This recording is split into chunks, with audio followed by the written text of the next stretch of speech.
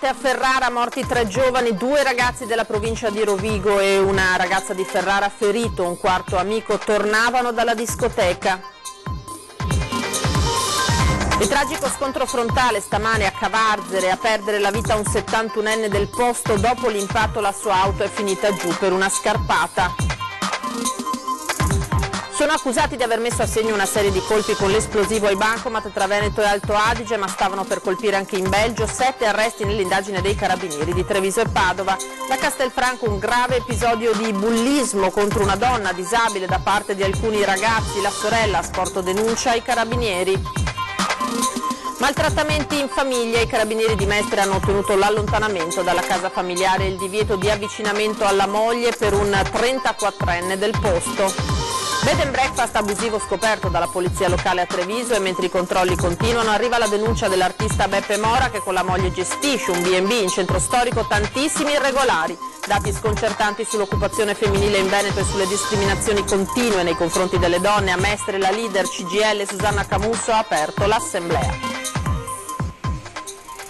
Buongiorno, ben ritrovati, prima edizione dei telegiornali di Antenna 3, in apertura purtroppo lo avete sentito, c'è l'ennesima tragedia, stavolta si è consumata nella notte a Vigarano Mainarda in provincia di Ferrara, dove 3 giovani hanno perso la vita nell'auto condotta da un amico al rientro dalla discoteca.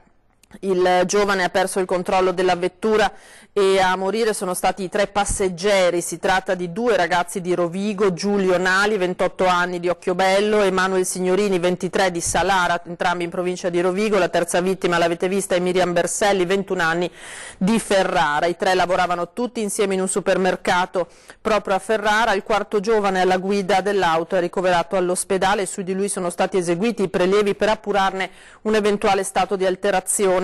La macchina, secondo le prime ricostruzioni dei carabinieri, è finita contro un platano, quindi è rimbalzata sulla carreggiata. Il Polesine è sotto shock. Per il Veneto una nuova tragedia del sabato sera dopo l'incidente, lo ricorderete, avvenuto a luglio a Jesolo, costato la vita a 4 giovanissimi. E ora andiamo a sentire la collega Anna Maria Parisi che ci fornisce i dettagli di un altro incidente mortale, questa volta nel Veneziano, a Cavarzere, dove dopo un frontale è morto un 71enne. Anna Maria.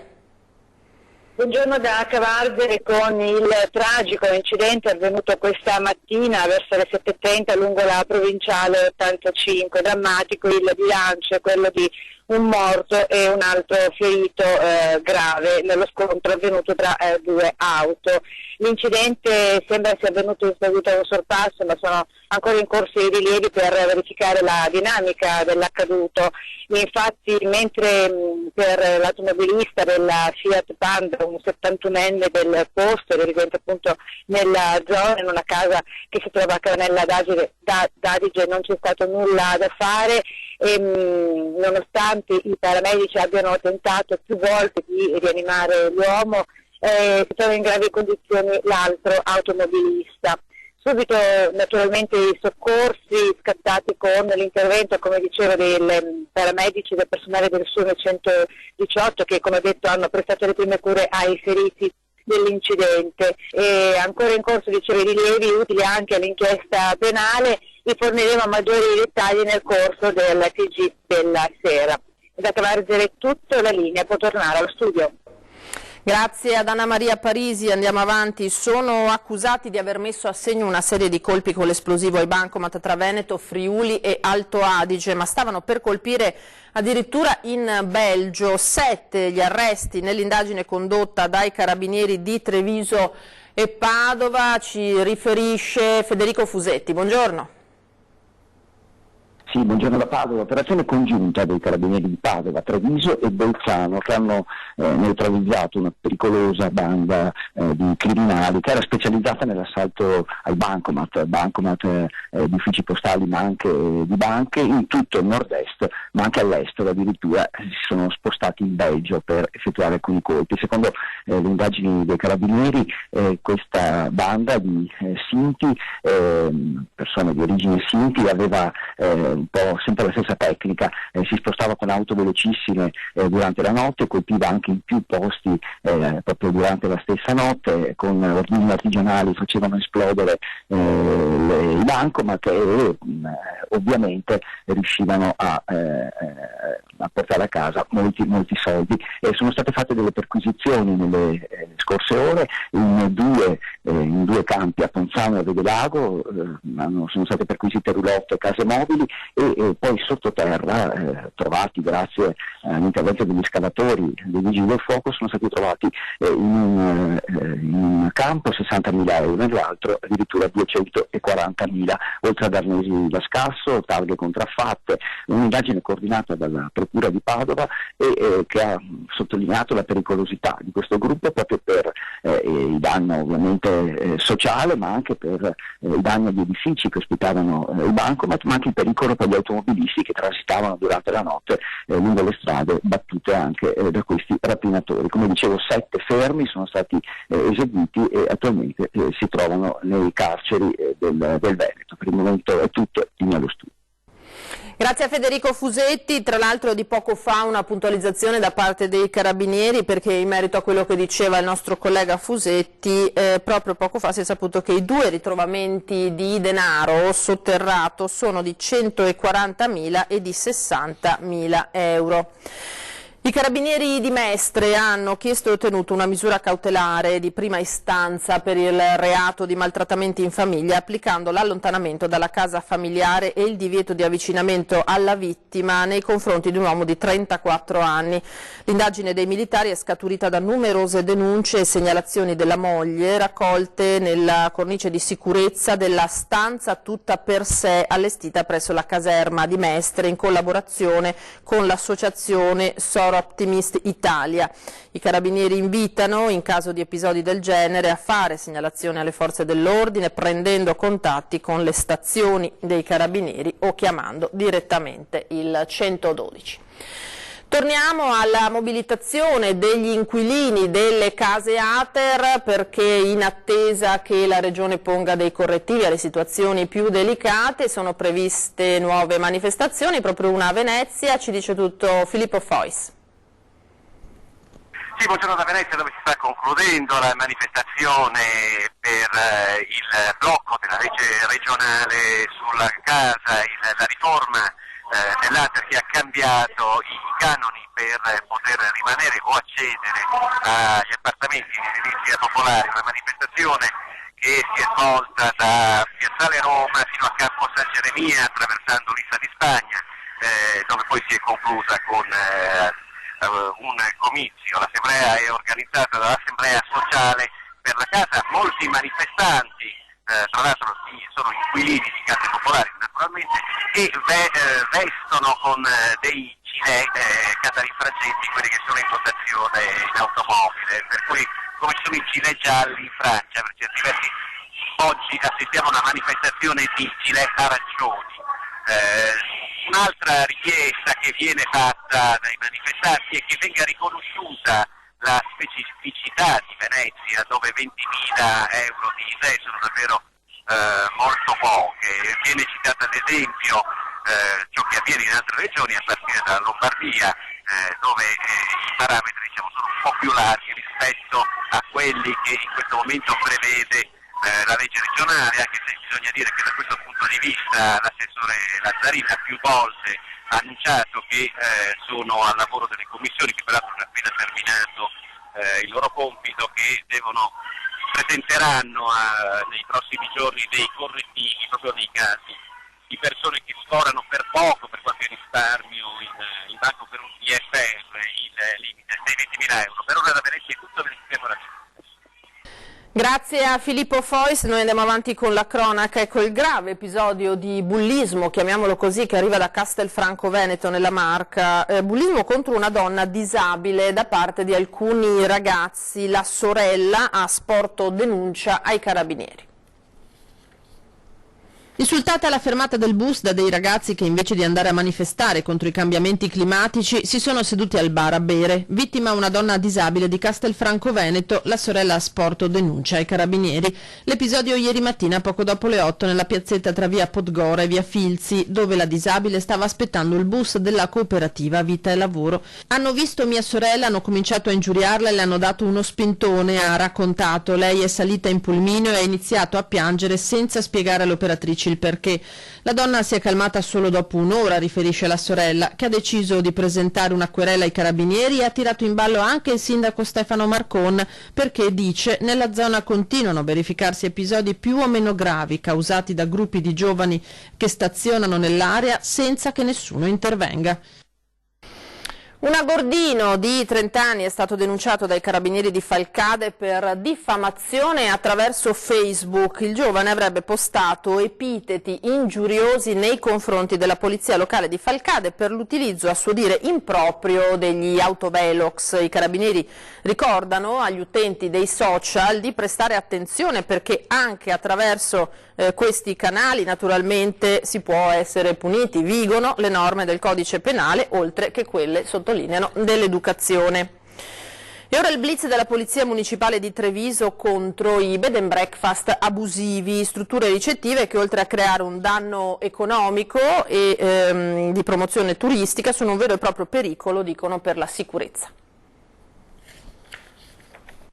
Sono un vero e proprio pericolo per la sicurezza pubblica i bed and breakfast abusivi.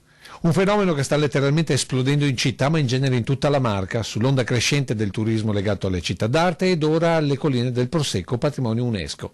Per questo da tempo la Polizia Municipale di Treviso ha dichiarato una lotta senza quartiere all'accoglienza abusiva e l'ultimo episodio scoperto è dei giorni scorsi in piena strada Ovest. 2.000 euro di multa e attività chiusa.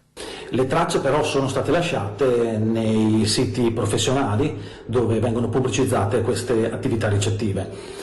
Tramite questi canali siamo riusciti a reperire i nomi e le mail di alcuni clienti. Questi clienti sono stati poi contattati da noi e hanno confermato di aver soggiornato presso queste attività. E non occorre andare tanto lontano, come racconta l'artista Beppe Mora. Lei mi parla di strada Ovest, se vuole qua davanti gli dico che non le dico nulla, ma insomma glielo metto come pulce all'orecchio. Siamo in piazzale Burchiellati, lui disegna, sua moglie gestisce un bed and breakfast a ridosso Porta San Tommaso, loro ovviamente fanno tutto in regola. Ci sono almeno 400 posti letto di gente che non viene identificata, che non paga tassa di soggiorno, dunque noi non sappiamo chi passa qua dentro. Non si trovano più appartamenti di una fascia diciamo medio-bassa, perché tutto viene dato come affitto turistico. Dunque questa è una piaga, io parlo di piaga. Un pericolo pubblico, quindi l'accoglienza abusiva, ma anche un danno per il turismo che rischia di essere penalizzato da servizi scadenti in strutture non idonee. Per questo, sempre dalla Polizia Municipale, parte l'iniziativa di un portale dedicato. Un canale privilegiato per i clienti e per quelle persone che in qualche modo possono segnalare queste attività abusive. Dobbiamo pensare a questi ospiti non come gente che ha bisogno di dormire, come gente che viene qui e proprio perché è ospiti vuole scoprire il territorio, le eccellenze, le tradizioni, l'arte, la cultura che noi abbiamo e noi dobbiamo essere i primi ambasciatori di questo territorio e questo lo si fa con professionalità, non con improvvisazione. Ora a Venezia, dove è stata approvata la delibera che frena le attività dei cosiddetti negozi paccottiglia nel centro storico. Pianino pianino, gutta cava lapidem, la goccia scava la roccia, pianino pianino andiamo incontro a quelli che sono gli obiettivi della nostra roadmap del progetto di governance sul turismo, implementandoli da tutti i punti di vista. E dopo la lotta all'abusivismo, ai B&B, al turismo selvaggio è stata approvata dal Consiglio Comunale anche la delibera che stabilisce le norme in ambito commerciale a tutela delle aree di Rialto e San Marco per i prossimi 3 anni. È una delibera che va nel segno di quello che vuol fare questa amministrazione, cioè del rispetto delle tradizioni, perché noi abbiamo chiaramente un artigianato importante, un artigianato che il mondo ci invidia, che il mondo ci copia e proprio per evitare, soprattutto nelle aree di maggior flusso, come possono essere le aree di maggiore importanza anche per il transito turistico, che è l'area realtina e l'area di San Marco, si è deciso di dare un freno nelle more di quello che è anche la libertà di impresa, però in zone particolarmente di sostanza, di dare un freno a quelli che sono i negozi paccottiglia. Una delle norme principali riguarda la lista delle categorie ammesse per le nuove aperture e trasferimenti. Saranno accettati solo commercio al dettaglio e produzione del settore di moda di alta gamma, librerie, gallerie d'arte e antiquariato, arredamento e design, commercio e produzione di oggetti preziosi, commercio di orologi di alta gamma, commercio e restauro di oggetti d'arte, artigianato artistico, cose antiche, artigianato tipico, tradizionale e storico. L'obiettivo è questo: uno, conservare il nostro artigianato, cioè dare la possibilità al nostro artigianato di essere visto nella sua interezza, non nella sua falsificazione. Due, di far sì che la nostra città torni, abbia la sua specificità. Ora ci fermiamo per qualche istante, come sempre rimanete con noi.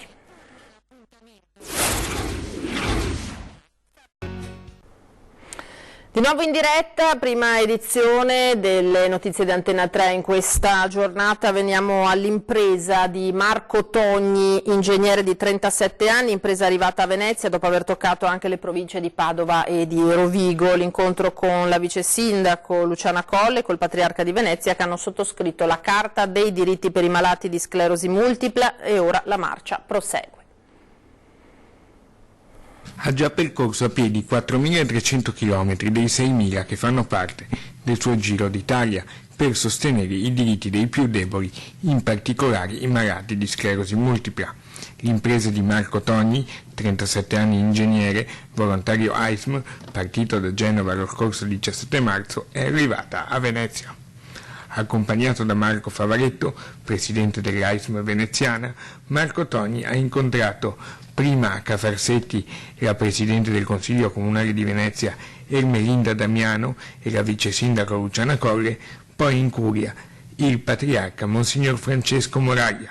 Obiettivo dell'incontro: far sottoscrivere una carta dei diritti per i malati di sclerosi multipla. Questa è la fotografia della sclerosi multipla in Italia e nel mondo e quello che è lo stato d'avanzamento rispetto all'agenda 2020, per cercare di capire come si è rispetto a quello che si era definito nel 2014. Ora si sta già iniziando a lavorare ovviamente alla futura agenda, che non so se guarderà nel 2024, addirittura nel 2026, perché è importante per un'associazione come AISM guardare in maniera pluriennale. E che cosa avete dedotto da questa situazione qua tra il 2014 e il 2019? Innanzitutto tra virgolette raddoppio dei casi, nel senso nel 2014 erano 69.000 persone, siamo passati a 122.000.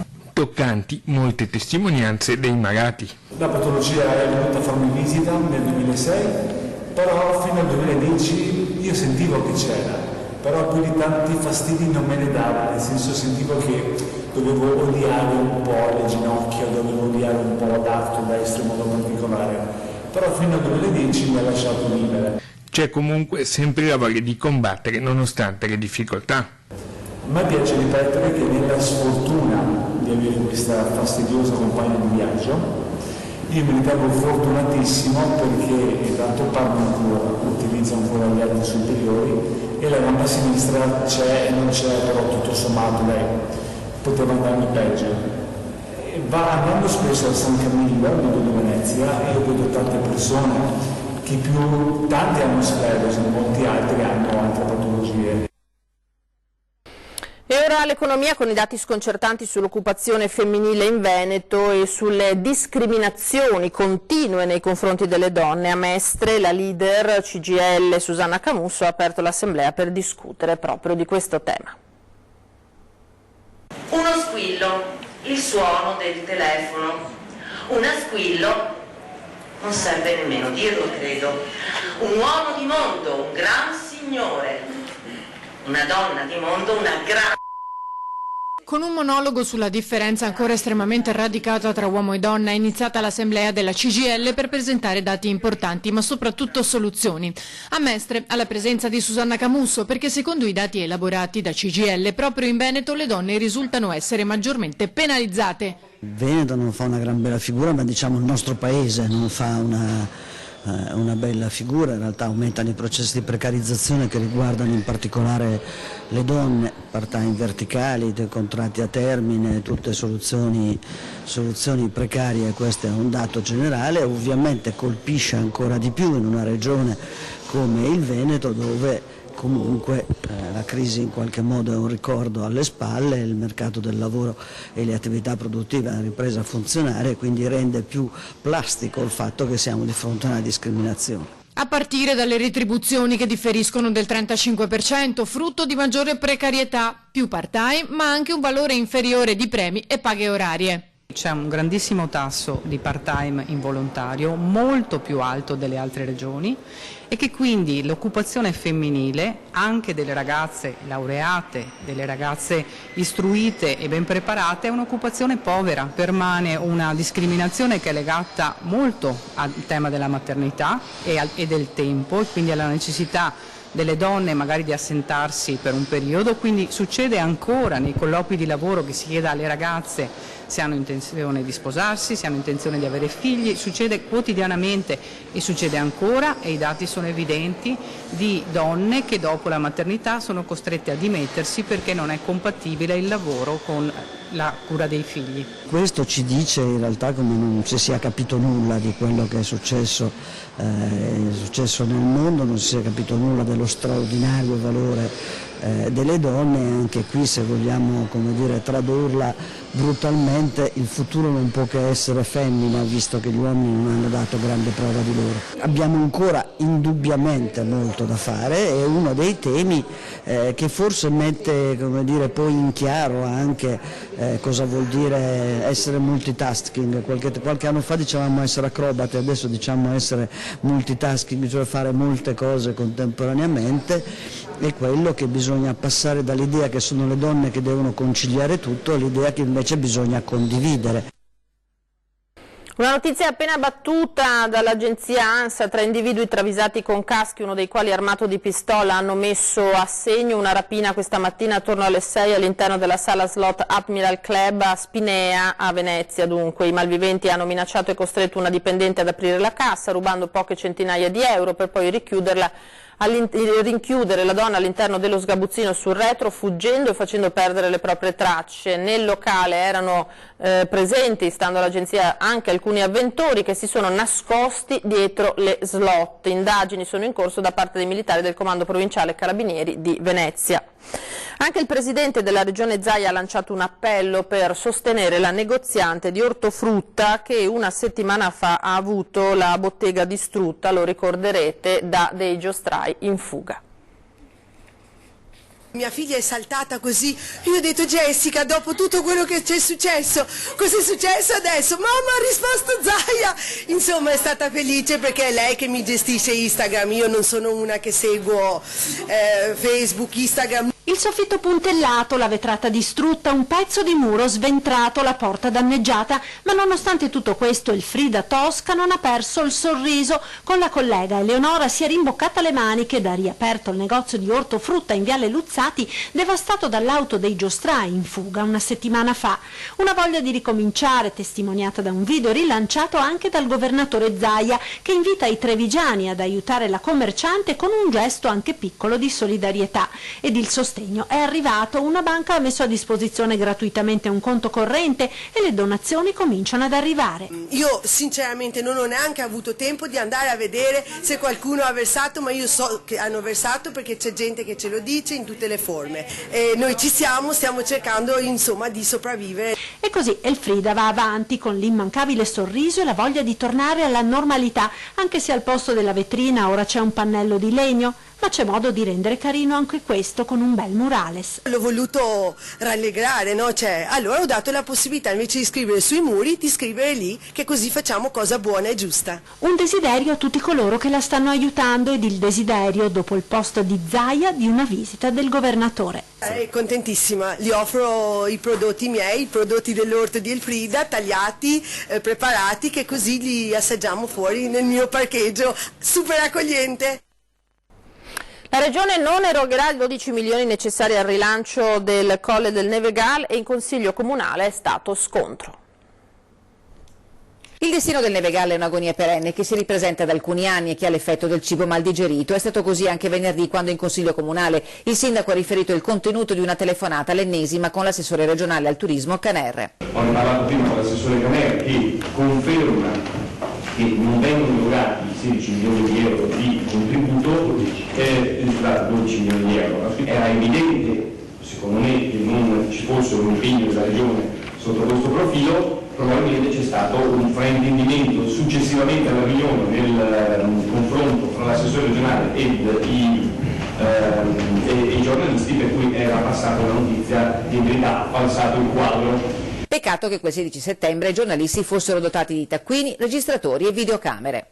La Regione i soldi a disposizione li ha, quindi non è un problema di sottrarsi alla responsabilità, anzi bisogna trovare i canali giuridici e amministrativi che permettano anche di fare interventi di questo tipo. E dunque, più che di falsare il quadro della situazione per motivi sconosciuti, bisognerebbe parlare di scaricabarile. Quello di cui è stato accusato il sindaco dalla minoranza consigliare è grave, e cioè di non avere cultura dell'amministrare, di avere trattato il Nevegal come un malato anziché come una risorsa, di essere abile a ribaltare la palla. Sul tavolo un ordine del giorno sottoscritto dalle minoranze senza il PD, che poteva passare se fosse stato cassato proprio il punto che si riferiva all'impegno della Regione a fare la sua parte a fronte del passaggio degli impianti al Comune. Gli emendamenti sono stati respinti, l'ordine del giorno non è neppure stato messo ai voti e il presidente della Commissione speciale per il Nevegal, Franco Roccona, ha rassegnato le sue dimissioni. E quindi il dibattito, come nel gioco dell'oca, ritorna al via, che per il Nevegal è di nuovo uno stop. Massaro ha respinto l'accusa di non avere tessuto rapporti e invece ha detto che un piano c'è ed è quello presentato da Nevegal domani. Il futuro prossimo resta comunque drammatico. La stagione sul Nevegal aprirà con la Newco, ma a ranghi ridottissimi, cioè con una sola pista e il campo scuola, e i ricavi già si possono immaginare. I nuovi imprenditori starebbero raccogliendo adesioni, garantirebbero sponsorizzazioni e aprirebbero un azionariato popolare. La Regione si dice pronta a supportare la promozione con 30.000 euro e a contribuire con 250.000 euro all'avvio della nuova società. È tutto per questa prima edizione, io vi ringrazio per averci seguito, appuntamento ai telegiornali di questa sera, intanto vi lascio alle previsioni del tempo, arrivederci.